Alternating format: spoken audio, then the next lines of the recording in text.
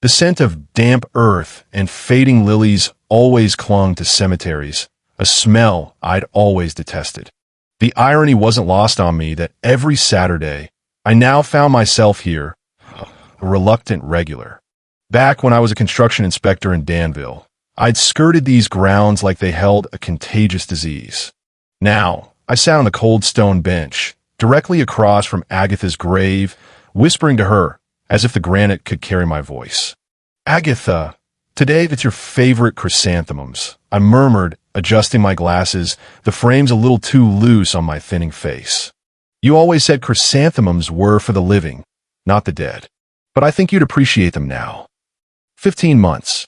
15 months since I'd lower my wife into this silent earth. 15 months of these empty headstone talks. I knew she couldn't hear me. Not really. But I came anyway. Perhaps it was me. I was listening to the echo of my own voice in the vast, quiet expanse of my life. At home, no one listened. Not my son, Ambrose. Not my grandchildren. And certainly not my daughter-in-law, Lorelei. Every time I left this place, a silent vow formed on my lips. I will stop visiting Ambrose. But then Sunday rolled around, and his call would come, a hurried, almost perfunctory ring. And in his voice, I'd strain to hear what I desperately wanted to, a flicker of warmth, a hint of genuine concern. I'd delude myself every single time, and I'd go, only to endure Lorelei's thinly veiled barbs and the glacial indifference of my grandchildren through an entire, agonizing evening. This Saturday, the same gray granite slab, now my most consistent interlocutor, stared back at me. 73 years old. 47 of them spent with Agatha. Now, only a cold expanse of life dates remained where her vibrant presence once was. Lorelei asked me again today. I confided to the stone, tracing the etched outline of Agatha's portrait. About a nursing home. Sunset Hills, she calls it. Says they have great people who know how to deal with people my age. As if I'm some malfunctioning antique, a broken machine needing specialized care. A gust of wind rustled through the ancient treetops, and I imagined it was Agatha, sighing, a knowing shake of her head. She never liked Lorelei. I remember the day Ambrose first brought her home. Agatha had leaned in, her voice a low whisper, "That girl has cold eyes, Tobias." But what could I do? Ambrose looked at Lorelei as if she were the sun, moon, and stars of his entire universe. "You were right about her, you know," I said, meticulously arranging the chrysanthemums in the small vase. "You always were." The walk home was a daily ritual, a prescription from Dr. Burns. "At your age, Tobias, you need to keep moving." Funny, I used to walk to live longer. Now I walk just to pass the time. My house stood in the older part of Danville, nestled among other equally old, slightly shabby homes. A two-story frame, paint chipped like a forgotten memory, a porch that groaned underfoot. Agatha had always wanted to repaint it, but we'd always put it off. There was no point now. Inside, everything remained precisely as she'd left it. Not a single object moved, not a single knickknack discarded. Sometimes I harbored a foolish, desperate hope that if I preserved everything, Agatha might somehow linger within these walls, among these things. Ambrose and Lorelei lived in the gleaming new suburbs of Danville. Their house was a modern marvel, all sharp angles, expansive windows, and minimalist, fancy furniture. Every visit felt like stepping into a foreign country, where I was the dusty, threadbare armchair amidst a collection of sleek, designer pieces. I brewed my nightly coffee, a solitary ritual, and settled by the window. Tomorrow, another Sunday, another round of Lorelei's barbs, another evening of the grandchildren's blank stares. For a brief, precious window after Agatha's death, Ambrose had been different. Thoughtful. He visited daily, checking on me. Even Lorelei had maintained a facade of concern. But the veneer cracked quickly. Ambrose became swamped with work. Lorelei remembered her true feelings, or lack thereof, for me. And the grandchildren? They simply forgot I existed, a faded photograph in the back of their minds. The phone shattered the silence, pulling me from my reverie. "Dad, you remember lunch tomorrow, right?" Ambrose's voice, as always, sounded hurried, as if he were squeezing me in between two far more important tasks. Of course I remember, son. I'm not old enough to forget things like that. I tried for lightness, but a thread of resentment, sharp and undeniable, wove into my tone. Oh good. Lorelai's making a roast. See you tomorrow, Dad. He hung up before I could utter another word. Typical. Our conversations had become little more than clipped, empty transactions. The next morning, I spent an absurdly long time choosing what to wear. It was foolish, I knew at my age, to care so much about Lorelai's inevitable scrutiny. But I remembered the last time, a tiny, almost invisible stain on my sweater had prompted her to spend the entire evening ostentatiously dabbing at it with a napkin, a saccharine smile plastered on her face as she declared, "Tobias, you really should take better care of yourself." I settled on the gray suit I'd bought for theater nights with Agatha, paired with a muted blue tie. In the mirror, a thin, wrinkled man with tired gray hair stared back, a faint sadness in his eyes. "You look good," I told my reflection, and immediately felt like a fool.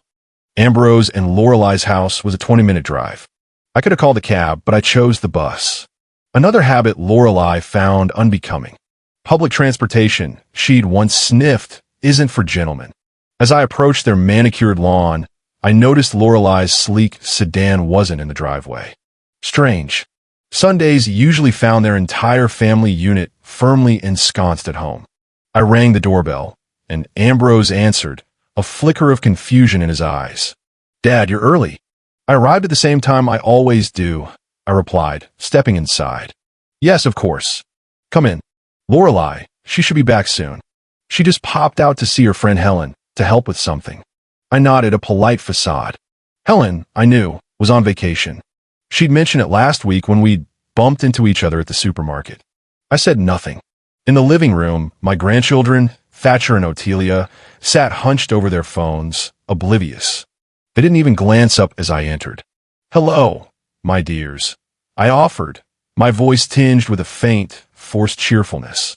Thatcher grunted something unintelligible, eyes glued to his screen.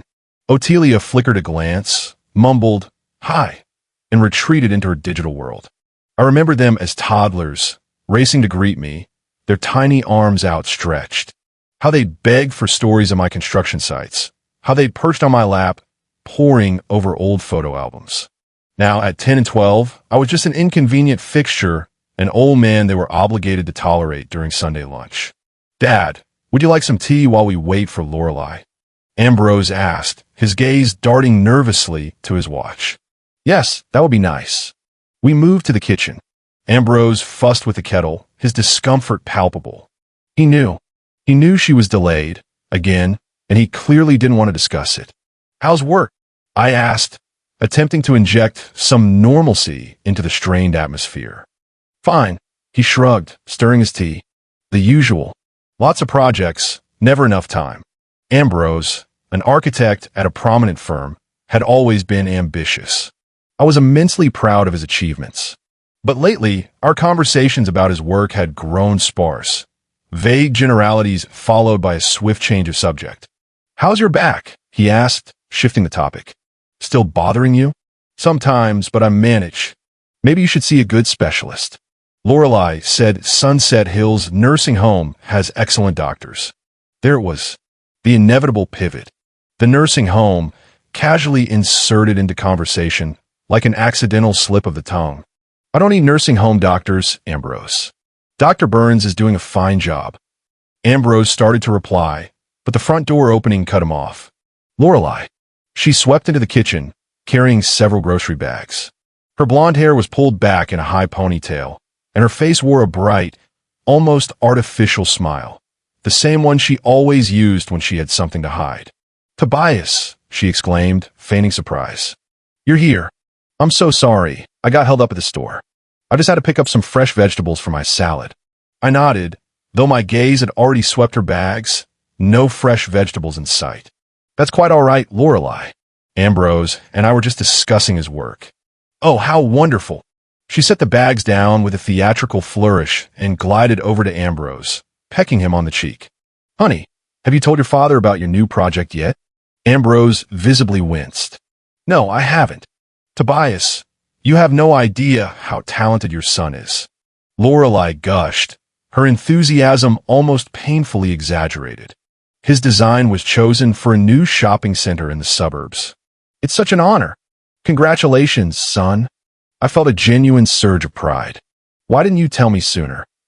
I didn't want to say anything until there was official confirmation. He fidgeted, clearly uncomfortable. But the confirmation came last week. Darling, Lorelei interjected, a subtle reproach in her tone. Tobias, no offense, but Ambrose has so much on his plate, he forgets even the important things. I knew she was lying. I knew Ambrose wasn't forgetting. He was simply choosing not to share his successes with me.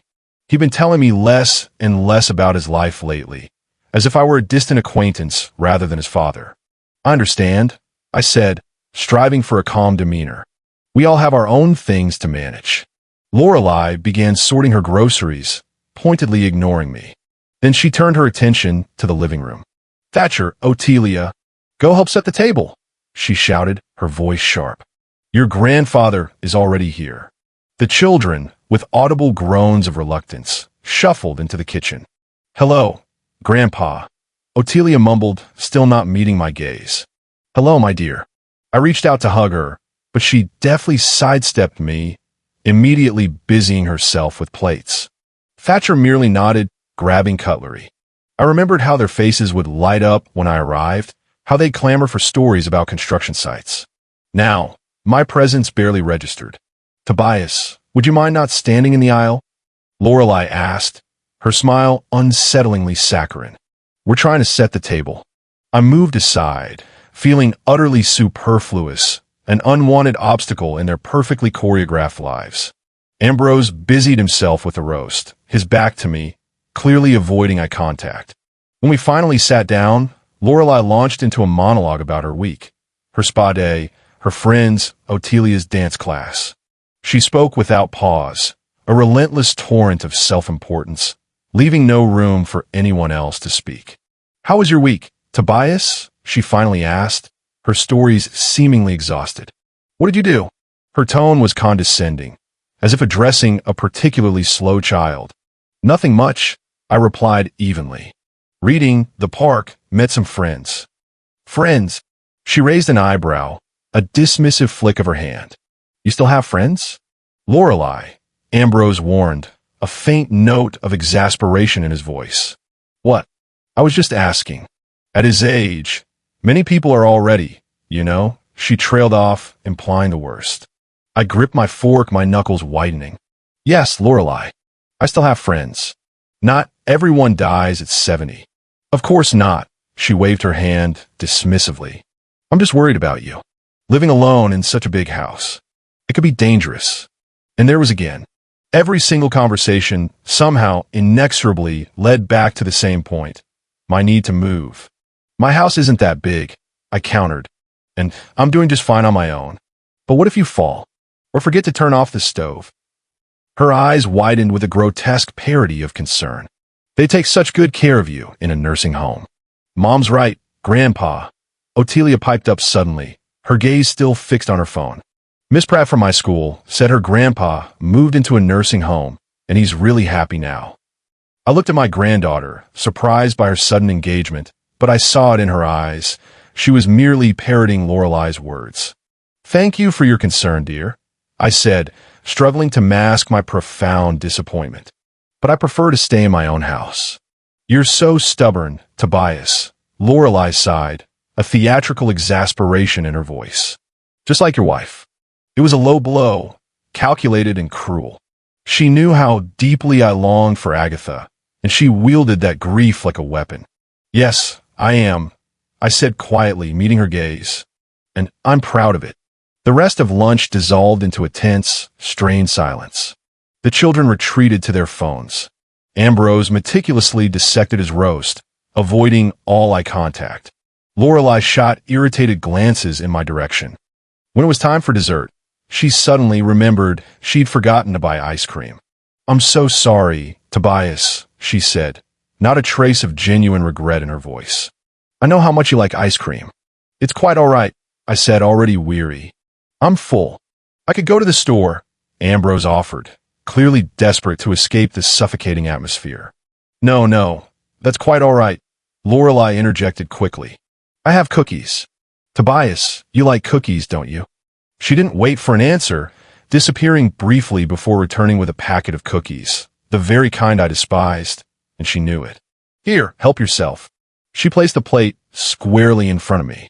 Thank you, but I think I'll pass, I said. Suit yourself, she shrugged, turning to the children.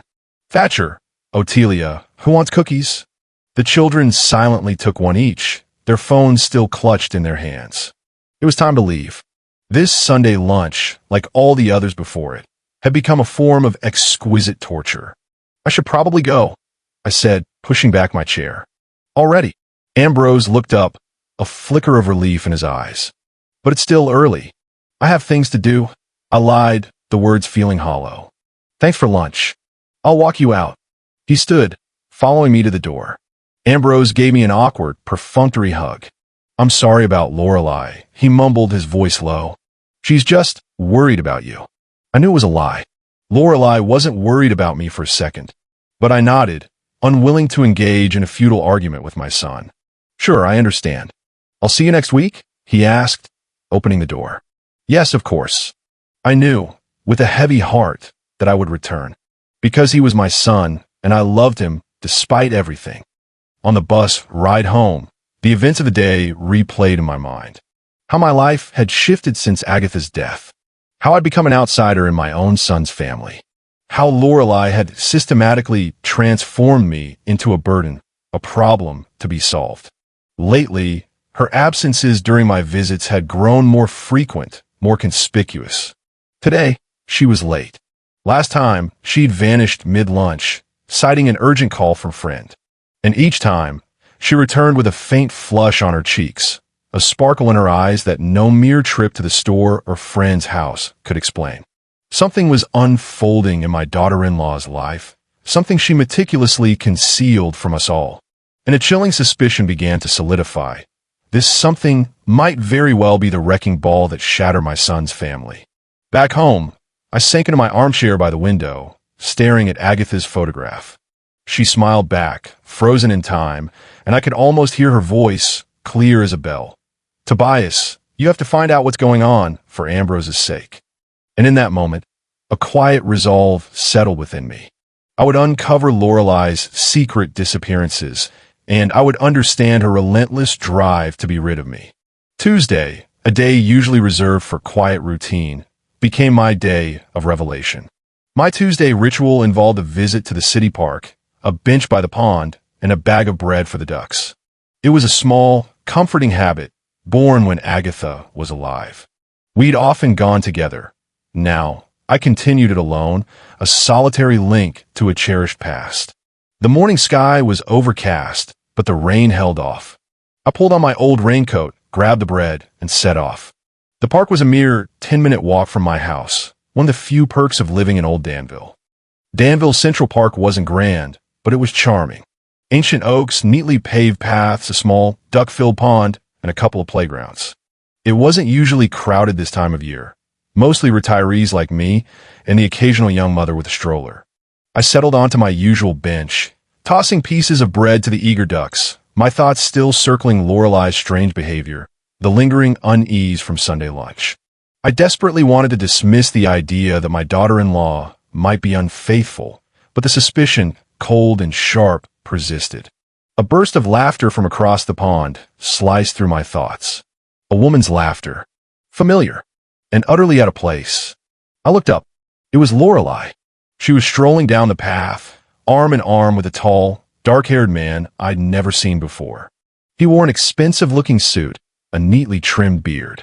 He leaned in close, whispering something in her ear, and she threw her head back, laughing a bright, uninhibited laugh I'd never heard in Ambrose's presence.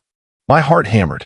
Instinctively, I turned away, pulling my cap lower, hoping the brim would obscure my face.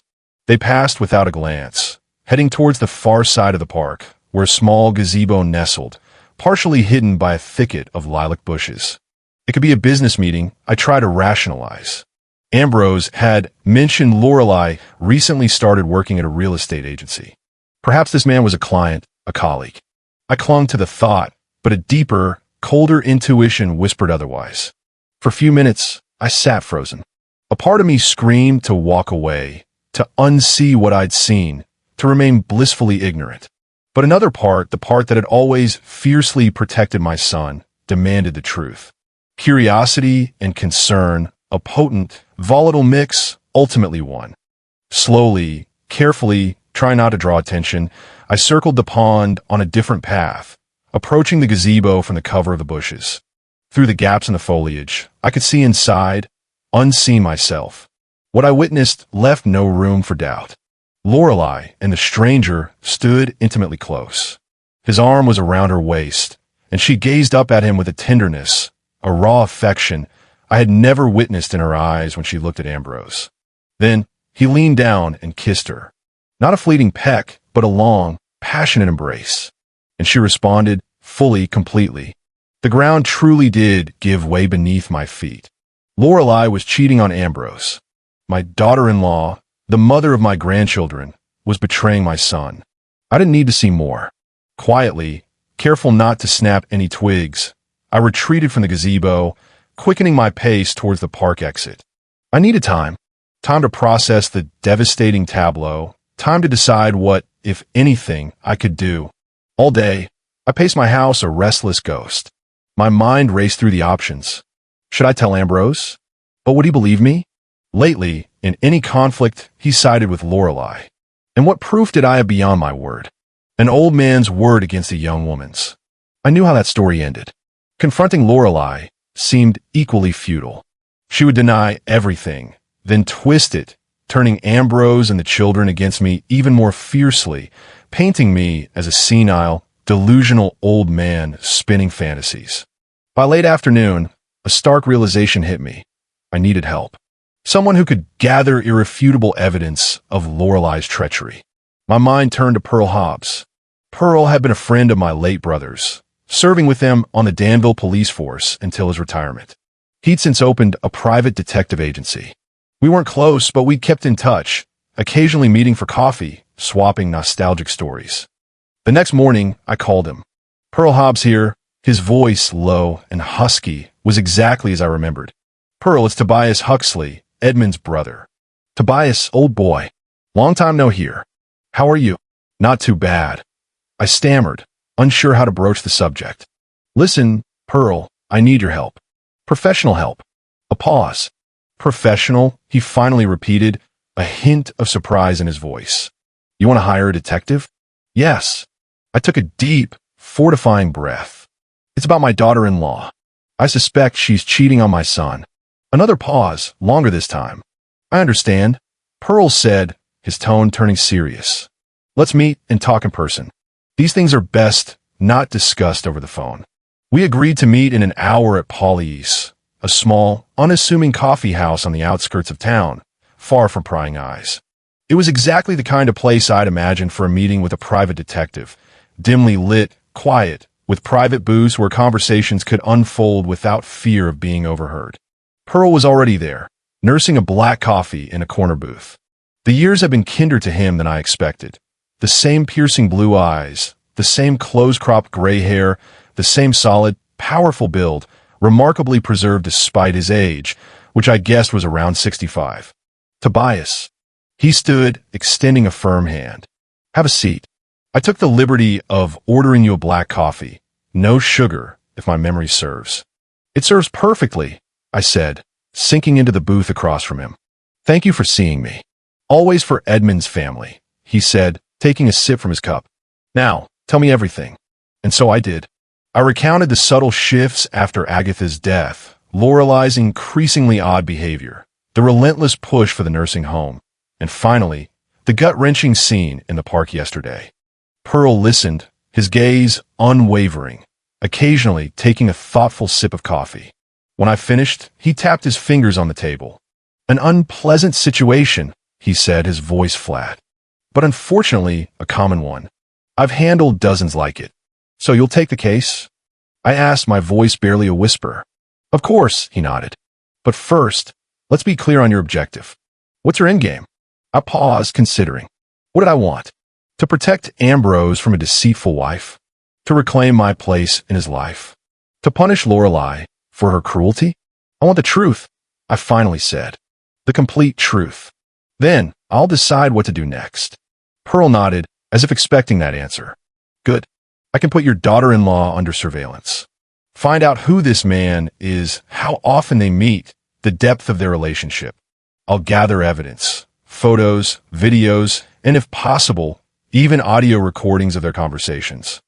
Is that legal? I asked, a flicker of unease. Mostly yes, he shrugged.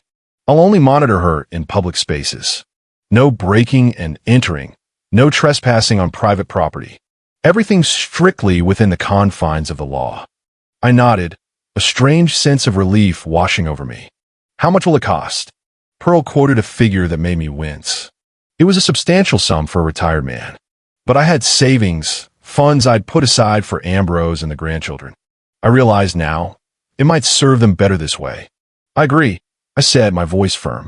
When can you start? Today. He pulled a small notebook from his pocket. I'll need some information. Your son and daughter-in-law's address, their daily routines, places they frequent.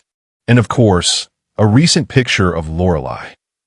I provided everything I could. Lorelei's new job at Premium Homes Real Estate Agency, her 8 a.m. school drop-offs, her Friday visits to the Oasis Spa. I showed him a picture from last Christmas. Lorelei, standing by the tree, her smile bright, yet in hindsight so utterly fake. Excellent. Pearl jotted it all down. That's enough to start. I'll contact you as soon as I have the first results. Don't call me. If your daughter-in-law is truly hiding something, she might be wary. I nodded, my heart a frantic drumbeat of excitement and apprehension. One more thing, Tobias. Pearl looked me directly in the eye, his gaze piercing. Be prepared. The truth might be far worse than you imagine. And your son, he might not thank you for it. I knew he was right. I knew I was meddling, that this could backfire spectacularly. But I also knew I couldn't simply stand by and watch my son's family crumble. I understand the risk, I said, my voice unwavering. But I have to do this. Pearl nodded, then extended his hand. Then let's get to work. The next few days dragged by in an agonizing blur of anticipation. I maintained my usual routine, grocery shopping, gardening, reading, but my thoughts constantly circled back to Lorelei, her secret affair, and Pearl. I pictured him, a silent shadow, gathering evidence, unearthing the name of that man in the park. On Friday, exactly 3 days after our meeting, the phone rang. Tobias, it's Pearl. I have something for you. My heart leaped into my throat. What is it? Not over the phone. Come to my office at 6 p.m. tonight. You know the address. I did. His office was in a small building on Maple Street, not far from downtown. I'll be there, I said, hanging up, my hands trembling. Pearl's office was precisely as I'd imagined. A small, utilitarian room with a desk, a few chairs, and filing cabinets lining the walls. His diplomas and private investigator's license hung on the wall, stark and functional. Come in, Tobias. He gestured to the chair across from his desk. Have a seat. I sat, trying to steady my shaking hands. Pearl pulled a manila folder from his desk drawer and placed it before me. Here's what I've learned these past 3 days. He began, his voice devoid of emotion. Your daughter-in-law is indeed seeing another man. His name is Radley Prim. He's a manager at the same real estate company as Lorelei. 42 years old, divorced, no children. He opened the folder, revealing a photograph of the very man I'd seen with Lorelei in the park. They meet almost every day, Pearl continued. Usually at lunchtime or after work. Sometimes in the park, sometimes at a cafe across town, but most often at the Pine Tree Motel on the Danville exit. He slid a series of photographs across the desk. Lorelei and Radley entering the motel, Lorelei emerging 2 hours later, subtly fixing her hair, Radley kissing her goodbye by the car. Apparently, their relationship has been ongoing for quite some time, Pearl stated. The motel staff recognizes them. They always book the same room. My insides tightened with a sickening blend of pain and rage. It was one thing to suspect, quite another to see the stark, irrefutable evidence of betrayal laid out in black and white. There's something else. Pearl pulled a small, recorder-like device from the folder. I managed to record their conversation in the cafe yesterday. I think you should hear it." He pressed a button, and voices filled the quiet room. First, Lorelei's light, carefree laugh, the same one I'd heard in the park. Then, a man's voice, low and confident. "When will you finally tell him?" Radley asked. "Soon, Radley. I promise." Lorelei replied, a hint of impatience in her tone. "It's just not a good time. I have to deal with the old man first." His father, Radley, sounded annoyed. "You've been talking about him for 6 months and nothing's changed." "I'm working on it." Lorelei's voice turned pleading. "I've almost convinced Ambrose to put him in a nursing home. Once the old man moves out, we'll sell his house and use the money for a down payment on our own place." "And if he doesn't agree?" "He will," she said with chilling confidence. "He doesn't have a choice. He's old. He'll be decrepit soon. Ambrose realizes he can't look after him. And I'm certainly not going to be a nurse to that boor." They both laughed. Pearl turned off the tape. "There's more," he said, "but I think you get the gist of it." I sat there, stunned, the words echoing in my mind. It wasn't just infidelity. They were actively plotting to remove me, to sell my house, to fund their new life together. And Ambrose? Was my own son truly contemplating putting me in a nursing home? "What are you going to do about it?" Pearl asked, his gaze searching. I didn't know. A part of me screamed to confront Ambrose immediately, to thrust the photos and recorder into his hands. But another part recoiled, terrified of his reaction. What if he refused to believe it? What if he still sided with his wife? I need to think. I finally managed my voice hoarse. "This is too much to decide at once." Pearl nodded, understanding. "Take the folder with you," he said, "and the device. There are a few more recordings in there. Listen to them at home with a clear head. Then decide." I took the folder and the recorder, their weight pressing not just on my hands, but on my very soul. "Thank you, Pearl. You did a good job." "Just doing my job," he shrugged, but I saw the genuine sympathy in his eyes. "Call me when you decide what to do next. I might be able to help." I nodded and walked out of the office, clutching the folder so tightly my knuckles were white. At home, I spread the photographs across my dining table, staring at them for what felt like hours, searching for a flaw, some proof that this was all a misunderstanding. But the longer I looked, the clearer the horrifying truth became. Lorelei was not only betraying my son, but she was actively plotting to discard me. I turned on the recorder and listened to the remaining tapes. In one, Lorelei and Radley discussed the specifics of their future life together after she left Ambrose. In another, she bitterly complained about my son, calling him spineless and boring. In a third, they discussed the children. Otelia would likely stay with Ambrose, which was even better because Radley didn't like children. Each word was a fresh stab, a twist of the knife. I thought of my son, my grandchildren, how their lives would be irrevocably shattered when this truth inevitably surfaced. And it would surface. Sooner or later, Lorelei would abandon them for her lover anyway. I had to act. But how? Tell Ambrose directly? But his disbelief, his ingrained loyalty to his wife, would only push him further away, leaving me isolated and discredited. Confront Lorelei? That would only escalate the conflict, cementing my role as the meddling, malicious old man in Ambrose's eyes. I sat at that table until the pre-dawn hours, cycling through scenarios, none of them offering a satisfactory resolution. At one point, I found myself longing for Agatha, wishing she were here to guide me. She always knew what to do, but Agatha was gone. This decision was mine alone. Finally, as the first hint of gray light touched the horizon, a plan began to coalesce in my mind. A plan to expose the truth so completely, so undeniably, that Lorelei would have no escape. A plan that would force Ambrose to see her for who she truly was. I called Pearl again. After that call, a strange sense of relief settled over me. The decision was made. Now, all that remained was to wait for the results. Pearl promised swift and efficient action. "I'll be watching her every day," he assured me. "I'll dig deeper into the seriousness of their relationship and their full plans." We agreed he would deliver information to me in person, avoiding phone calls that might be intercepted. For this, we chose the same discreet cafe on the city's edge. While I waited, I resolved to maintain my usual demeanor. That Sunday, I went to Ambrose and Lorelai's for lunch. Every glance of my daughter-in-law now ignited a cold fire of anger and disgust within me, but I meticulously masked my feelings. I smiled, asked my grandchildren about their school, discussed politics and sports with Ambrose. Lorelai, that day, was exceptionally sweet. She offered me second helpings, inquired about my health with exaggerated concern, even presented me with a new sweater she claimed to have bought especially for me. Once, such gestures might have touched me. Now, I saw them for what they were, calculated attempts to disarm me. "Tobias, how have you been feeling lately?" she asked over dessert, placing a generous slice of apple pie on my plate. "You seem a little pale." "I'm fine, Lorelai," I replied, my voice carefully neutral. "In excellent shape for my age, actually." Sure. She smiled, that smile I now recognized as utterly fake and calculating. "It's just, at your age, one has to be especially careful about health. My Aunt Patricia moved into a nursing home at your age, and it literally changed her life. Such care, such conditions." "Mom's got a point, Grandpa," Thatcher interjected, still glued to his phone.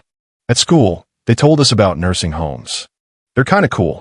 I looked at my grandson, trying to discern if he genuinely believed that, or if he was simply echoing his mother's words.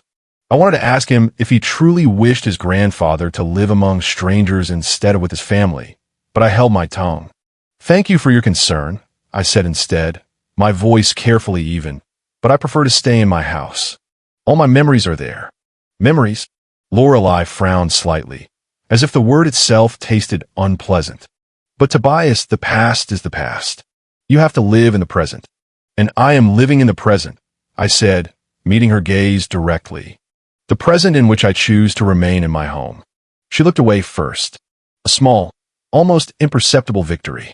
The next meeting with Pearl took place 3 days after that strained lunch. He called me early, informing me he had the first set of results.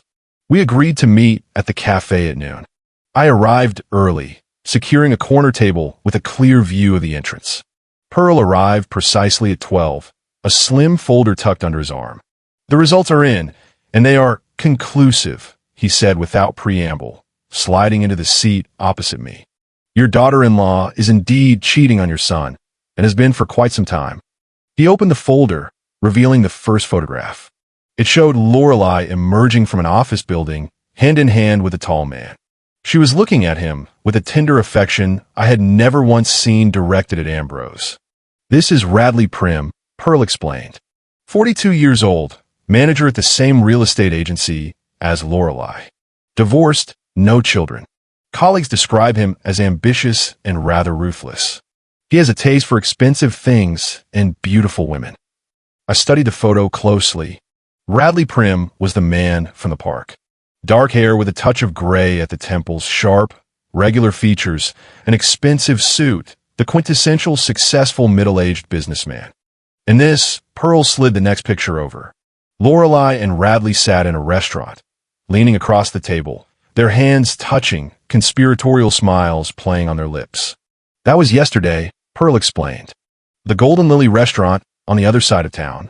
They spent almost 2 hours there, then drove to a motel." The third picture showed them at the entrance to a small, nondescript motel on the outskirts of Danville.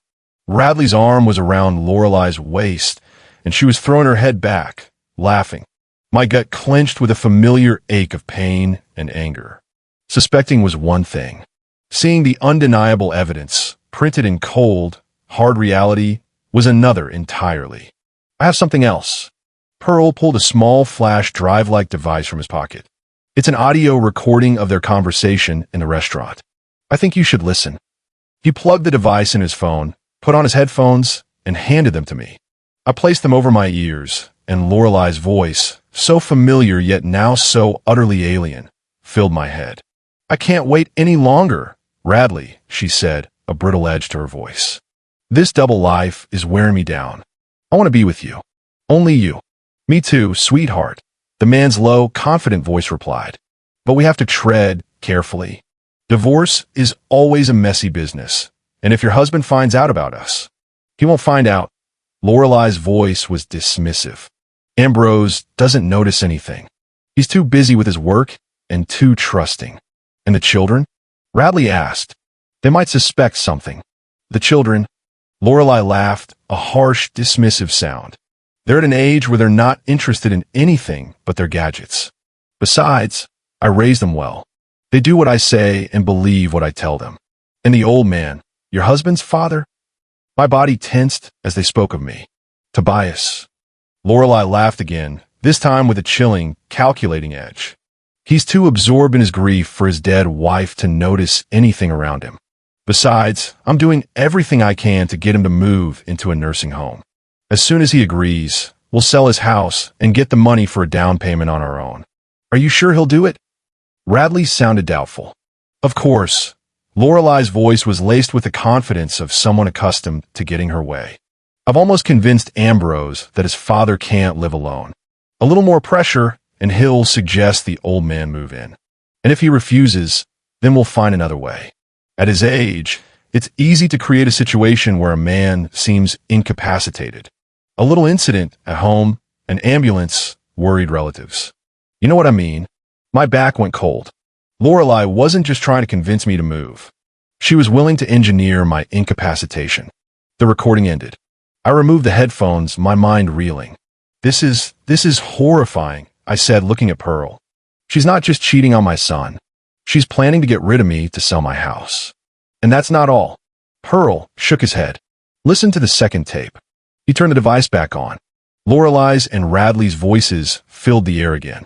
As soon as the old man moves out and we sell the house, I'm going to file for divorce, Lorelei stated, her voice crisp and businesslike.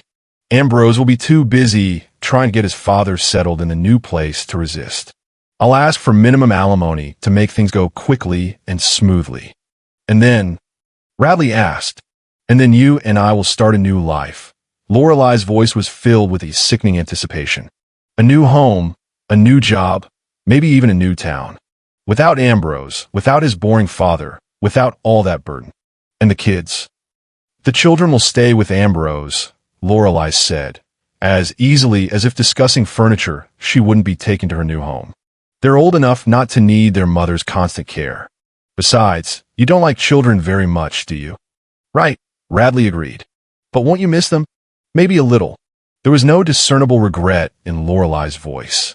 But we'll be able to see each other on weekends or holidays, and most of the time, they'll be with Ambrose. He's a good father, though a lousy husband. The tape ended again. A cold, furious rage began to build inside me. This woman was not only betraying my son, but she was utterly prepared to abandon her own children for a new lover and a life funded by my forced displacement. Is that all? I asked, struggling to control my voice. No. Pearl pulled a few more pictures from the folder. I followed them to the motel. They spent almost 3 hours there, then went their separate ways. Lorelei got home around 5 p.m. that evening and told Ambrose she'd been late at work. I stared at the photos. Lorelei entering the motel with Radley, then leaving, smoothing her hair and clothes, a look of smug satisfaction on her face that was utterly alien. How long has this been going on? I asked, my voice barely a whisper. More than a year, by the looks of it, Pearl replied. The motel staff knows them well. They always book the same room, usually on Tuesdays and Thursdays. A year. A whole year my daughter-in-law had been deceiving my son, and I, consumed by my own grief, too wrapped up in my own problems, had been blind to the rot festering within Ambrose's family. What are you going to do with this information? Pearl asked, his gaze steady. I hesitated. My first impulse was still to rush to Ambrose, to expose everything. But what if he didn't believe it? What if Lorelei, with her practiced manipulation, convinced him it was all a fabrication, fueled by my personal animosity? I don't know. I admitted, the words heavy. I need to think. I understand. Pearl nodded. It's not an easy decision. But whatever you choose, I'll support you. He handed me the folder of photographs and the recording device. All the evidence is here. Study them carefully, then decide. I thanked him, promising to be in touch as soon as I'd made my decision. At home, I spread the photos across the table, staring at them for a long time, trying to untangle the knots in my mind. Then, I listened to the tapes again. Every word Lorelei uttered, every casual dismissal of her family, twisted my heart.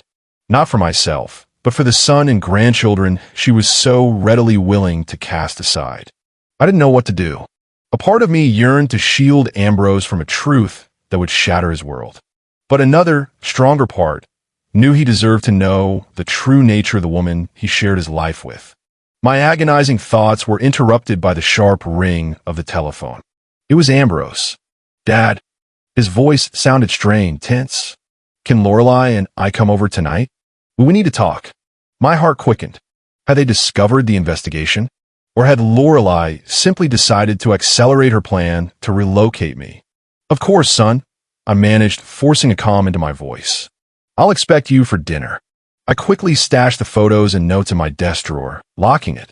Then I began to prepare.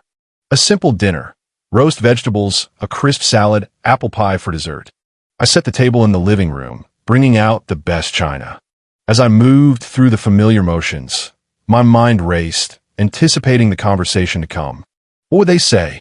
What would I say? Could I maintain my composure, keep my knowledge of Lorelai's betrayal hidden until the right moment? They arrived precisely at 7. Ambrose looked grave, a little nervous.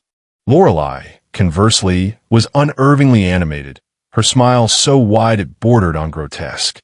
"Tobias," she exclaimed, sweeping me into a hug from which I struggled to disengage. "It's been too long since I've seen you. You look wonderful." "Thank you, Lorelai." I forced a smile. "You too." Ambrose offered a brief, tight hug. "Hi, Dad," he said, his voice flat. "Sorry for the sudden visit." "No problem at all. Always good to see you." I led them into the living room. "Come in. Sit down. Dinner's ready." We sat at the table, and I began serving the roast. The atmosphere was thick with unspoken tension. Ambrose barely looked up from his plate. Lorelai, however, chattered incessantly about the weather, about work, about how wonderfully I cooked. I listened with half an ear, my mind searching for the hidden agenda behind her relentless chatter. Finally, as we reached dessert, Ambrose cleared his throat, looking at me directly. "Dad, we need to talk about something important."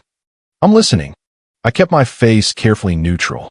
"Lorelai and I have been thinking about this for a long time," he said, reaching for his wife's hand. "And we've decided that you'd be better off moving to Sunset Hills nursing home." There it was, exactly as Lorelai had described on the tape. The first step of her calculated plan. A nursing home. I feigned surprise, my voice carefully modulated. "But why? I'm doing just fine on my own." "Of course you are, Tobias," Lorelai interjected quickly, her voice dripping with fake concern. "But at Sunset Hills, you'll get so much more than just a roof over your head. There's a wonderful medical staff, lots of entertainment, socializing with people your own age. And most importantly," Ambrose added, his voice laced with genuine worry, "you'll be safe there. We're concerned about you living alone in such a big house. What if you fall or get sick at night?" I looked at my son, and in his eyes, I saw true, heartfelt concern. He genuinely worried for my well-being. Unlike his wife, whose every word was a calculated step towards selling my house and funding her new life with a lover. "I appreciate your concern," I said, striving for a calm tone, "but I prefer to stay in my house. All my memories of your mother are here, Ambrose. Most of my life has been spent within these walls." "But Dad," Ambrose looked distressed, "a house is just walls. What's important is your health and safety. And I am healthy and safe here." I smiled a small, knowing smile. "Dr. Burns says I'm in great shape for my age. And as for safety, I have that panic button you installed last year. Remember?" Ambrose nodded, but I could tell my arguments weren't swaying him.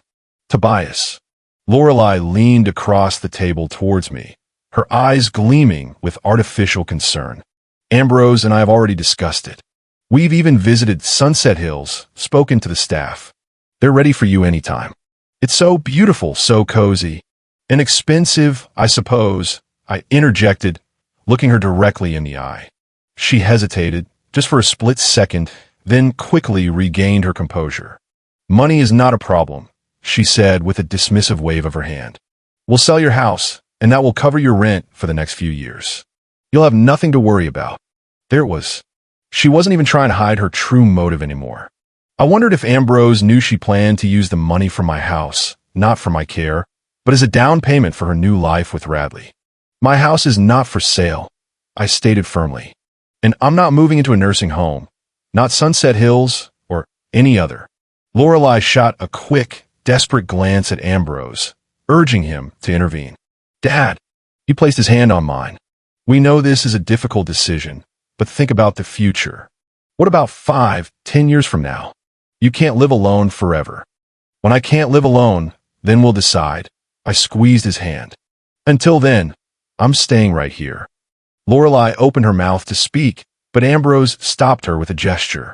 All right, Dad, he said, a weary resignation in his voice. We won't pressure you. Just think about it, okay? I nodded, a wave of relief washing over me that the immediate confrontation was over. But I knew this was only the beginning. Lorelei wouldn't give up so easily. She would continue to chip away at Ambrose, convincing him of my supposed inability to live alone, my need for constant care. Dinner ended in a tense, uncomfortable silence. Ambrose remained quiet. Lorelei offered strained smiles and meaningless chatter. When they finally left, I sank into the armchair by the window, staring out at the darkening sky for a long time, the weight of the past few days pressing down on me. My daughter-in-law wasn't just cheating on my son. She planned to dismantle his family, seize my home, and confine me to a nursing home, all to clear her path. And she was agonizingly close to succeeding. Ambrose was already half convinced. I couldn't let this happen. I couldn't allow her to destroy the lives of my son and my grandchildren. But how to stop her? How to tear the blindfold from Ambrose's eyes, to reveal his wife as the manipulative, treacherous woman she truly was. I retrieved the photographs and notes Pearl had given me, scrutinizing them again. A new plan, bold and dangerous, began to form in my mind. A plan that would expose the truth so undeniably that Lorelei would have no escape. I called Pearl. Pearl, I need your help again, I said when he answered. I have an idea of how to expose Lorelei. But to do it, I'm going to need your help and maybe the help of someone you know. I'm listening, he said, his voice serious. And I laid out my plan. Pearl listened carefully, nodding thoughtfully. It's risky, he said, but it could work. The key is choosing the right place and the right time. We decided to meet the next day at his office to discuss the details. I spent a restless night, waking every hour, running through the myriad of possible scenarios in my head. What if the plan failed? What if Ambrose dismissed the evidence? What if I only made everything worse? By morning, I felt both defeated and fiercely determined. After a quick breakfast, I made my way to Pearl's office. So, Pearl said as we sat at his desk, let's go over the plan again. You want to organize a family dinner at a restaurant and then, during dinner, present the video evidence of Lorelei's infidelity. Yes, I nodded, but not immediately. I want to give her a chance to reveal her true colors, to let her believe she's won, that I'm finally agreeing to the nursing home. And then, when she's at her most triumphant, that's when we show the video. Okay. Pearl tapped his pen thoughtfully. But for that, we'll need a restaurant where we can display a video, and we'll need to make arrangements with the management. I have an idea, I said. Marco's restaurant downtown. They have private rooms for family dinners, and each room has a large screen for presentations. We could rent one and use the screen for the video. That's a good idea, Pearl conceded. But we'd have to talk to the manager. I doubt he'd be thrilled about a compromising video being shown in his establishment. Perhaps we don't tell him the whole truth, I suggested. We could say we want to surprise the family with old photos and videos. Pearl shook his head. I don't think so. If the manager finds out the truth after the fact, he could call the police or cause other problems. It's better to be honest, but without going into explicit details. We decided Pearl would handle the restaurant manager himself. As a former police officer, he knew how to be persuasive without revealing too much. I'll tell him we're conducting a private investigation on behalf of a client, and we need to present evidence to the involved parties, he said. Which is true, just not the entire truth. While Pearl dealt with the restaurant, my task was to get the whole family there. It proved easier than I anticipated. That evening, Ambrose called. Dad, he began, without preamble. Lorelei and I would like to invite you to dinner at a restaurant this Saturday. To talk quietly, without rushing, and maybe come to some kind of decision about, I knew. Lorelei was making another push for the nursing home. Certainly, son, I said, keeping my voice carefully neutral. I'd love to. Which restaurant? Lorelei suggested the Golden Lily. Ambrose offered. She says it has good food and a quiet atmosphere. The Golden Lily. The very restaurant where Lorelei met Radley. An interesting choice indeed. How about Marco's? I suggested. I've been wanting to go there for a while. I hear they have excellent steaks. Marco's. Ambrose considered it. Yeah, I think that's a good option. I'm in. I'm sure Lorelei won't mind either. Great, I said. Will the children be joining us? Children. Ambrose sounded surprised, clearly not expecting the question. No, we thought this would be an adult conversation. I understand, I replied. But I don't get to see my grandchildren very often. Why don't we bring them along? I miss them. A pause stretched. I could almost hear Ambrose weighing the pros and cons. All right, he finally conceded. We'll bring the children. Thatcher and Otelia miss you too? I'm sure. I knew that wasn't true. The grandchildren had barely acknowledged my existence lately. But it didn't matter. The important thing was they would be there. Wonderful, I said. I'll see you Saturday then. What time? 7 o'clock, Ambrose said. I'll make a reservation. No, let me. I quickly interjected. It will be my treat. I'll arrange everything. Are you sure? Ambrose sounded doubtful. It's not necessary, Dad. I insist, I said firmly. Let me do this for you. Ambrose agreed, and we ended the call. I immediately rang Pearl, relaying the news. Excellent, he said. I've already spoken to the restaurant manager, Vincent. He's agreed to help us. We can book a private room and use their equipment for the video. What did you tell him? I asked, curious. The truth, Pearl chuckled. Well, part of the truth. That we were conducting a private investigation into adultery and needed to present evidence to the involved parties. He didn't ask any unnecessary questions. Apparently, he's seen a few of these situations in his restaurant before. The next day, Pearl and I met at Marco's restaurant for a final reconnaissance. Vincent, the manager, a short, stocky man with shrewd eyes and a professional smile, greeted us. Mr. Huxley, Mr. Hobbs, he said, leading us to a private room at the back. This is the room you've reserved for Saturday. It accommodates up to 8 people. The screen, as you can see, is perfectly positioned for viewing from all seats. The room was ideal, cozy yet spacious, with a large table at its center and a screen dominating one wall. Heavy curtains draped the windows, ensuring complete privacy. Perfect, Pearl said. What does the video playback system work? Vincent showed us a discrete control panel built into the wall near the door. You can plug your laptop or flash drive into this port, and the image will stream directly to the screen, he explained. The sound comes through speakers integrated into the walls. The quality is excellent. We tested the system with Pearl's flash drive, playing a test video. Everything worked flawlessly. The picture was crisp, the sound clear. Now for the main event, Pearl said. We need the video to start at a specific point on cue. Vincent nodded, understanding. That could be arranged. One of our staff will be stationed outside the room, and will start the video when you give the signal. For example, you can press this waiter call button. He pointed to a small button on the table. It will look completely natural, as if you're simply summoning a waiter. Perfect, Pearl nodded. One more thing. Once the video starts, we need no one to enter the room and interrupt the viewing, even if things get noisy. Vincent nodded again, his face professionally impassive. I understand. I will instruct the staff not to disturb you until the video is finished. And if necessary, we have security personnel who can intervene in the event of an emergency. We discussed a few more details: the menu, the seating arrangement, the timing of the food service. Vincent meticulously noted all our requests, assuring us everything would be executed precisely as planned. As we left the restaurant, a strange sense of calm settled over me. The plan was solidifying. What now? I asked Pearl. Now, we prepare the video itself, he replied. I've selected the most compelling footage and photographs. We'll edit them into a 5-minute video. That should be enough time for your son to see and hear the truth. I nodded, feeling the tension build within me. In 3 days, my family's life would irrevocably change. Ambrose would discover his wife's deceit. Thatcher and Otelia would see their mother's callous plans. It would be painful, profoundly painful for all of them. But perhaps that pain, raw and immediate, would ultimately spare them greater suffering in the future. Are you sure you want to go through with this? Pearl asked, his gaze searching mine. I paused.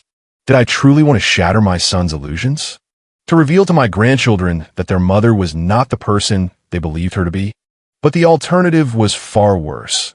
To allow Lorelei to continue her deception, eventually abandoning the family and leaving behind a trail of even greater devastation. I'm sure, I said firmly. It's the only way to protect my family. Pearl nodded, offering no argument. He understood this was my decision, and he respected it. We spent the next 2 days meticulously preparing the video. Pearl enlisted a friend, an editing expert, to craft a powerful 5-minute compilation of the most damning evidence of Lorelei's infidelity and her future plans. On Friday night, the eve of the dinner, Pearl and I watched the finished video in his office. It began with the images of Lorelei and Radley entering the motel, followed by shots of them meeting in the restaurant and park. Then came the audio recordings of their chilling conversations, Lorelei's dismissive words about Ambrose, her callous plans for my house, and finally, her casual readiness to abandon her own children for a new life with Radley. The video was short, but devastatingly effective. There could be no doubt about its authenticity. Lorelei's face was clearly visible in all the photographs, and her voice on the audio recordings was undeniably hers. What do you think? Pearl asked when the video concluded. It's painful to watch, I admitted, my voice strained, but it's the truth, and Ambrose needs to know it. Pearl nodded, transferring the video to a flash drive. Here, he said, handing it to me. Tomorrow, I'll be at the restaurant beforehand, checking the equipment again and ready to run the video on your signal. You'll be there? I asked, surprised. But how will we explain your presence? I won't be in the room with you, Pearl explained. I'll be in a nearby back office where I can monitor the situation. Vincent has already arranged everything. A wave of relief washed over me. Pearl's presence, even behind the scenes, provided a much-needed anchor of confidence. Thank you, Pearl, I said sincerely, for everything. You're welcome, he shrugged. Just doing my job. Besides, I always said I never trusted your daughter-in-law. There's something about her fake. I smiled, remembering Agatha's almost identical words. She had never trusted Lorelei either. I woke early on Saturday morning, a profound sense of impending consequence hanging over me. The day stretched out, agonizingly slow. I tried to read, watch television, even work in the garden, but my thoughts relentlessly circled back to the dinner. At 5 o'clock, I began to prepare. I showered, shaved, and put on my best suit, the dark blue one with the blue tie Agatha had given me years ago. I looked at myself in the mirror.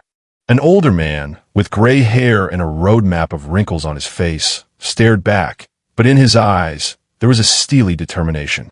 Today, Agatha, I said aloud, as if she could hear me, I will protect our family. At 6:30, I hailed a cab and headed to the restaurant. Pearl was already waiting for me in the small office adjacent to our private dining room. Everything's ready, he said. Equipment checked. Video uploaded. As soon as you press that waiter button, the show begins. I nodded, my heart pounding in my chest. What if Lorelei tried to stop the video or flee the room? Don't worry about that, Pearl said, patting my shoulder. The doors will be locked as soon as the show starts. No one will be able to leave until it's over. And restaurant security will be on standby if things get out of hand. That calmed me somewhat, though my nerves still hummed. I made my way into the private dining room and took my seat at the head of the table, facing the screen. The table was beautifully set, a vase of fresh flowers in the center. Everything looked festive and solemn, a stark, unsettling contrast to the drama about to unfold. At 6:55, a soft knock sounded. Vincent, the restaurant manager, entered. Mr. Huxley, your family has arrived, he announced. I'll show them in momentarily. Thank you, Vincent. I took a deep breath, trying to steady myself. Is everything ready? Everything is ready, sir, he nodded professionally. On your signal. He exited, and a few seconds later, the door reopened. Ambrose, Lorelei, and the children, Thatcher and Otelia, entered. Ambrose looked tense. Lorelei flashed her practiced, artificial smile, and the children, as usual, were absorbed in their phones. "Dad," Ambrose hugged me. "You're here, and you look great." "Thanks, son." I patted his back. "It's good to see all of you." Lorelei approached, pecking my cheek. Her perfume, cloyingly sweet, enveloped me. "Tobias, what a beautiful room you've chosen," she said, surveying her surroundings. "So cozy. The perfect place for a family dinner." I tried. I replied, forcing my voice to sound normal. "Thatcher, Otelia, come say hello to Grandpa." The grandchildren reluctantly disengaged from their phones and shuffled over. I hugged them, feeling their bodies stiffen at my touch. Once, they'd eagerly run to me. Now, I was almost a stranger. "Have a seat." I gestured to the chairs around the table. "I ordered your favorite dishes." We sat. I at the head, Ambrose on my right, Lorelei on my left, the children beside her. A perfect arrangement for viewing the screen. Everyone would have a clear vantage point. The waiter brought appetizers and wine for the adults, juices for the children. Conversation was strained at first about the weather, school, work. Gradually, the atmosphere eased slightly, especially after Ambrose had a glass of wine. When the main courses arrived, Lorelei decided it was time to move to the evening's main topic. "Tobias," she said, cutting into her steak, "we're so glad you agreed to dinner tonight, especially since we have an important matter to discuss." "Yes, of course." I nodded, taking a sip of wine. "The nursing home, I assume." "Precisely," she smiled, as if I'd answered a difficult question correctly. "Ambrose and I have given it a great deal of thought, and we truly believe Sunset Hills is the perfect place for you. We've even arranged a tour for next week, so you can see for yourself." "That's very kind of you," I said. "And then what?" "After I moved to Sunset Hills." "Well," Lorelei glanced at Ambrose, a subtle cue. "We thought it would be wise to sell your house. It's far too large for one person. It requires constant upkeep. The money from the sale could then be used to pay for your living expenses at Sunset Hills." "I understand." I nodded, feigning serious consideration. "How much do you think my house is worth?" "We haven't done an official appraisal yet," Lorelei said quickly, her eyes gleaming. "But given the location and size, I'd estimate at least 350,000, maybe even 400. I saw her eyes light up at the mention of the sum. Money she was already mentally spending on her new life with Radley. "That's a lot of money," I said. "Enough for the nursing home and for other needs, I suppose." "Of course," she said, oblivious to the subtle trap in my words. "Your living expenses at Sunset Hills will be fully provided for, and the rest of the money can be invested or used for family needs." I looked at Ambrose. He looked uncomfortable, clearly out of his depth. The children continued to eat, showing no interest in the conversation. "And when do you plan for me to move in?" I asked. "The sooner the better." Lorelei leaned forward, sensing my apparent acquiescence. "Perhaps as soon as a month from now. There's a vacancy at Sunset Hills right now, but they fill up fast." I nodded slowly, as if weighing her words. Then I set my glass down and looked at her. "You know, Lorelei, I've been thinking about this for a long time. About the nursing home, about selling the house, about family needs." She looked at me eagerly, almost expectantly. "And I've made a decision," I said, looking her directly in the eye. "But before I announce it, I'd like to show you something. Something that might change your mind about a lot of things." I pressed the waiter button. That was Pearl's signal. Lorelei looked puzzled. "Show us? What do you want to show us, Tobias?" At that moment, the lights in the room dimmed slightly, and the screen on the wall flickered to life. The first frames of the video appeared, Lorelei and Radley, entering the motel, holding hands. Lorelei froze, her mouth agape, staring at the screen. It clearly showed her and Radley entering the Pine Forest Motel. The date and timestamp in the corner left no doubt about the currency of the recording. "What? What is this?" she finally choked out, turning to me, her face pale. I remained silent, watching the screen as the images changed. Lorelei and Radley in the restaurant, holding hands. Kissing in the park. Entering the motel again, on a different day. The date in the corner of the screen shifted, but the figures remained the same. Ambrose sat motionless, his face slowly draining of color. Thatcher and Otelia had pulled away from their phones, their eyes wide with shock, darting between the screen and their mother. "Turn it off!" Lorelei shrieked, leaping from her seat. Turn it off now. She rushed to the door, finding it locked. Then she lunged at the screen, frantically searching for a way to stop the video. But Pearl had anticipated this. There were no visible buttons or wires. Meanwhile, the audio began to play. Lorelai's voice, slightly distorted by the recording device, yet unmistakably hers, filled the room. I can't wait any longer, Radley. This double life is wearing me down. I want to be with you. Just you. Me too, honey. But we need to proceed with caution. Divorce is always a messy business. And if your husband finds out about us, he won't find out anything. Ambrose doesn't notice anything. He's too busy with his work and too trusting.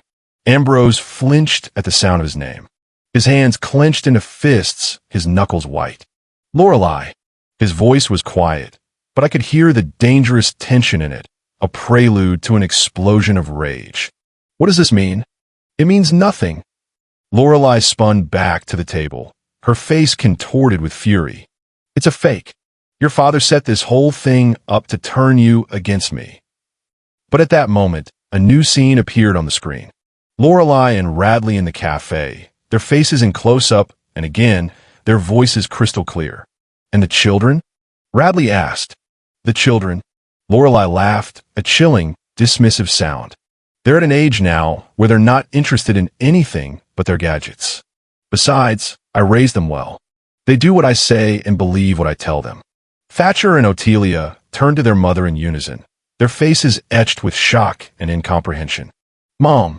Otelia's voice trembled. What are you saying? Lorelai shot her daughter a pained, desperate look, but offered no answer. Her eyes darted around the room, searching for an escape from the trap she had walked into. And the tape continued. And the old man, your husband's father, Tobias, he's too immersed in his grief for his dead wife to notice anything around him. Besides, I'm doing everything I can to get him to move into a nursing home. Once he agrees, we'll sell his house and get the money for a down payment on our own. I watched Ambrose's face transform from shock to anger, from anger to profound pain. He looked at his wife as if seeing her for the very first time. So that's why you were so insistent on a nursing home for Dad, he said quietly, his voice raw. Not out of concern for him, but to get his house. No, Ambrose, you don't understand. Lorelai rushed to him, trying to take his hand, but he recoiled. It's not true. But she was interrupted by her own voice on the screen. As soon as the old man moves out and we sell the house, I'll file for divorce. Ambrose will be too busy trying to get his father settled in the new place to resist. I'll ask for minimal alimony to make things go quickly and smoothly. And then, Radley asked, and then you and I will start a new life, a new house, a new job, maybe even a new town.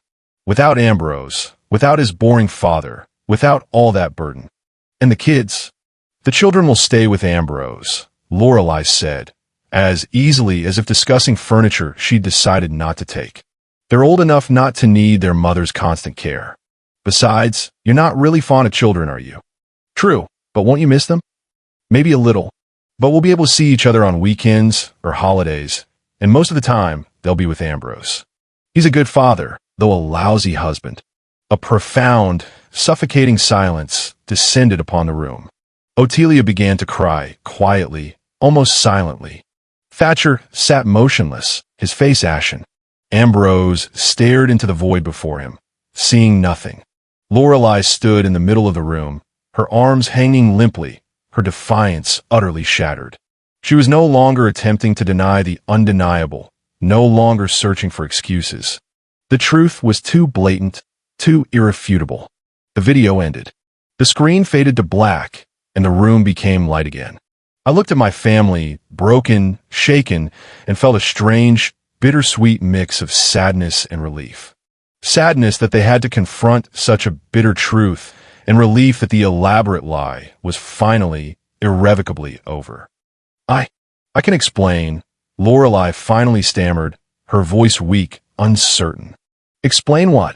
Ambrose raised his eyes to hers, his gaze filled with a pain that twisted my gut. How you cheated on me with that, Radley. How you planned to get rid of my father and sell his house. How you planned to abandon our children. What, exactly, do you want to explain, Lorelai? You don't understand. She shook her head frantically. I was miserable. You never gave me what I needed. Always work, work, work. And Radley, he understands me. He appreciates me.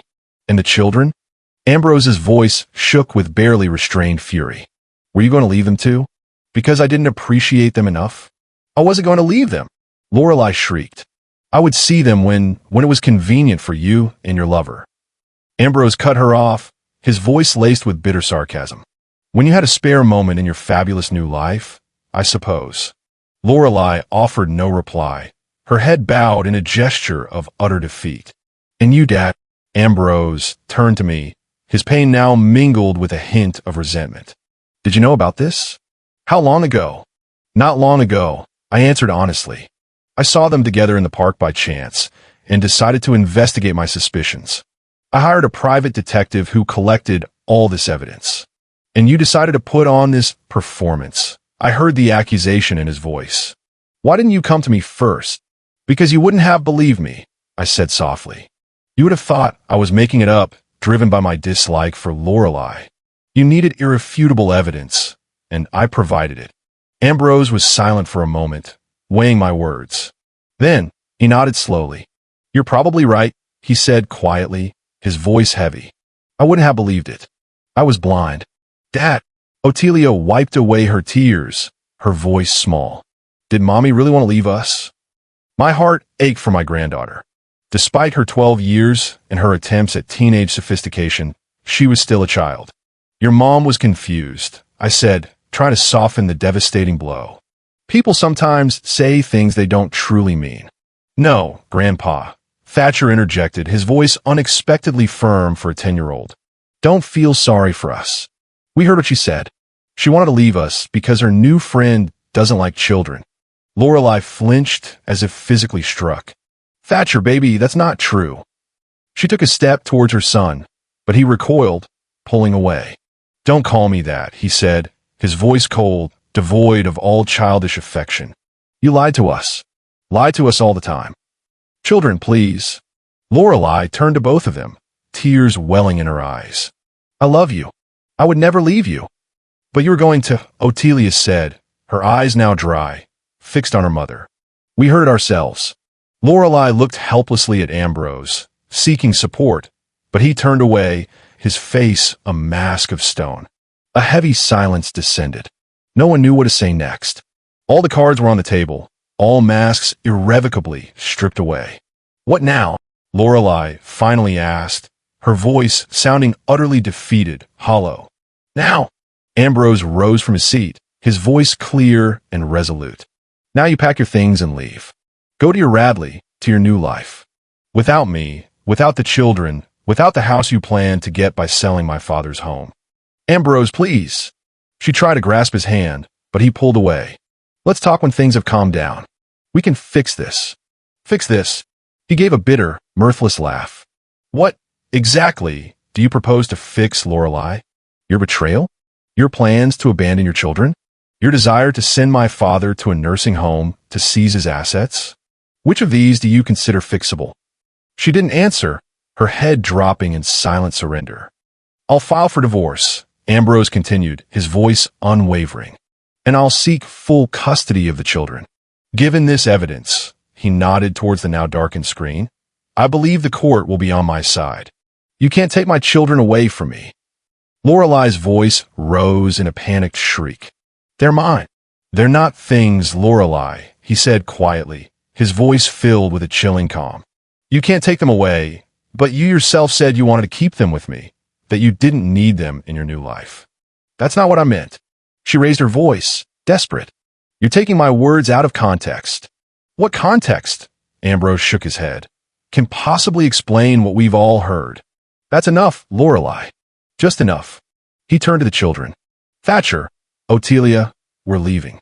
The children stood, without a glance at their mother. Their faces were closed, their eyes dry, older than their years, as if they had aged a decade in the last half hour. Dad, Ambrose said to me, are you coming with us? I shook my head. No, son. I have some things to finish up here. I'll come back later. He nodded, understanding I needed time. Okay, I'll see you at home. He took the children's hands and led them towards the door. Lorelei made a move as if to follow, then stopped, realizing the futility of the gesture. The door closed behind them, leaving only Lorelei and me. She stood in the middle of the room, looking suddenly small, utterly lost. "Why did you do this?" she asked quietly, her voice broken. "Why did you destroy my family?" "I didn't destroy your family, Lorelei," I answered calmly, my voice steady. "You did it, through your own actions and your own choices. You've always hated me," she said bitterly, her eyes blazing. "From day one. No, I didn't hate you. I hoped you would make my son happy. But you chose a different path. You know nothing about us," she suddenly shrieked, her voice raw. "You know nothing about our marriage, about our problems. Perhaps, I conceded. But I know that cheating and lying are never the solution. She choked on her anger, unable to form coherent words. "You've disgusted me since day one. Old, boring, always meddling in my business. You think you know everything, that you have the right to judge, but you're just a miserable, lonely old man who's jealous of other people's happiness." I looked at her calmly, feeling neither anger nor resentment. Her words, devoid of truth, held no power to wound me. "Finished?" I asked her when she finally ran out of breath. "Yes." She sank into a chair, suddenly exhausted by her outburst. "Finished." I stood, adjusted my tie, and retrieved my coat from the back of the chair. "Goodbye, Lorelei," I said. "I hope you find what you're looking for, but I'm afraid there will be no happiness in it for you." I turned and walked to the door. Before stepping out, I paused, turning back for one last look. She sat motionless, staring into the void before her, a woman who had lost everything because of her own greed and selfishness. Pearl was waiting for me in the hallway. "Everything went as planned," he said, his gaze assessing. "How are you?" "I'm fine," I replied, feeling a strange emptiness inside. "Just tired." "Understand." He placed a hand on my shoulder. "Come on, I'll take you home." "No," I shook my head. "Not home. To Ambrose's. He and the children need support right now." Pearl nodded and walked me out of the restaurant. The air was chilly, a light rain beginning to fall. We got into Pearl's car and drove towards Ambrose's house. On the way, I reflected on what had just transpired, how one decision to expose the truth had irrevocably altered the lives of so many. Ambrose had learned of his wife's betrayal, her callous plan to leave him. The children had learned their mother was ready to abandon them for a new life with another man. Lorelei had lost a family she never truly valued. And me? What had I gained? The satisfaction of revenge? No, it wasn't revenge. It was a painful necessity, a desperate act to protect my family from lies and deceit. I had done what I had to do, even though the cost was immense. When we pulled up to Ambrose's house, all the windows were alight. They were inside, navigating the hardest night of their lives. "Thanks for everything, Pearl," I said as I got out of the car. "You've been a true friend."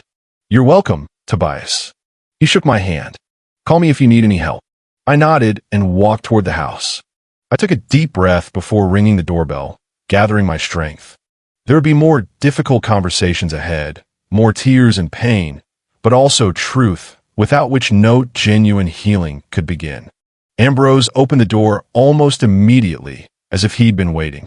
"Dad," he said, his face exhausted, but his eyes held a new, steely determination. "Come in." I stepped into the house that would soon no longer be Lorelei's home. A house where a new, uncertain chapter in the lives of my son and grandchildren was about to begin. A chapter, I hoped, free from lies and betrayal. "I'm selling my house," I told Ambrose as we sat in the living room. "I'm leaving Danville." "What?" He looked at me, startled. "What?" "Because of all this." "Partly," I nodded. "But mostly because it's time for a change. Too many memories in this city. Too many ghosts of the past." "But where will you go?" I heard the genuine worry in his voice. "I haven't decided yet." I smiled faintly. "Maybe to the sea. Agatha always wanted to live by the sea." Ambrose looked at me for a long time, as if truly seeing me for the first time. "You did the right thing, Dad," he said at last, his voice thick with emotion, showing us the truth. "It was painful, but it was necessary." "I know, son." I took his hand. "And I'm sorry for what happened." "Don't be." He managed a weak smile. "It's better to know the truth than to live a lie, even if the truth breaks your heart." We sat in silence, holding hands. Father and son, sharing a profound loss. He of a wife, I of a daughter-in-law. Though, to be honest, I felt no true loss. Lorelei had never been a genuine part of my family, only a source of pain for my son. Are the kids asleep?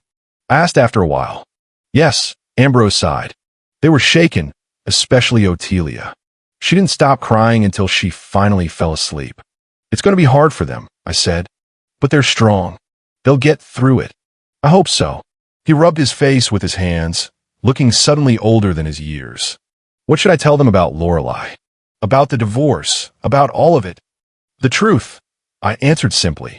Not all the details, of course, but the basics. That their mother made a choice, and it wasn't in the family's best interest. That you will always be with them. That they will always be loved.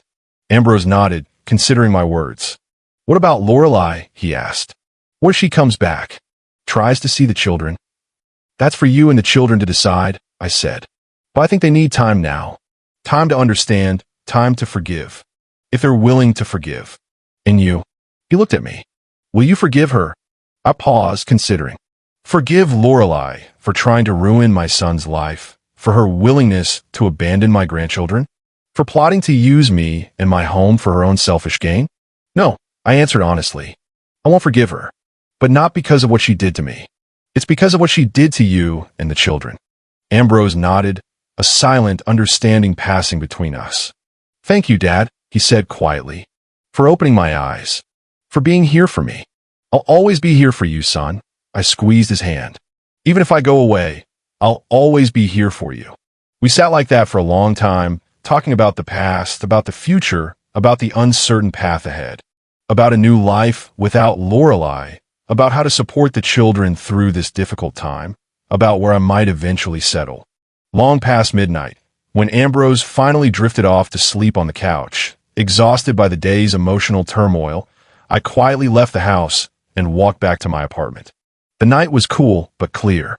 The stars shone brightly in the dark sky, as if watching over me. You were right, Agatha, I said, looking up at the constellations. You always said that the truth would come out, no matter how deeply you try to bury it. And I imagined the stars blinked back, as if my Agatha were smiling down on me from the heavens, approving of my actions, supporting me, as she always had. I continued my journey home, feeling a strange, profound calm. Tomorrow, a new chapter of my life would begin. I would sell the house, leave Danville, start over somewhere by the sea, just as Agatha had always dreamed. And Ambrose and the children?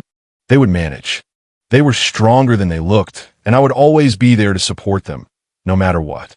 As for Lorelei, well, she had made her choice, and now she would have to live with the consequences. Without me.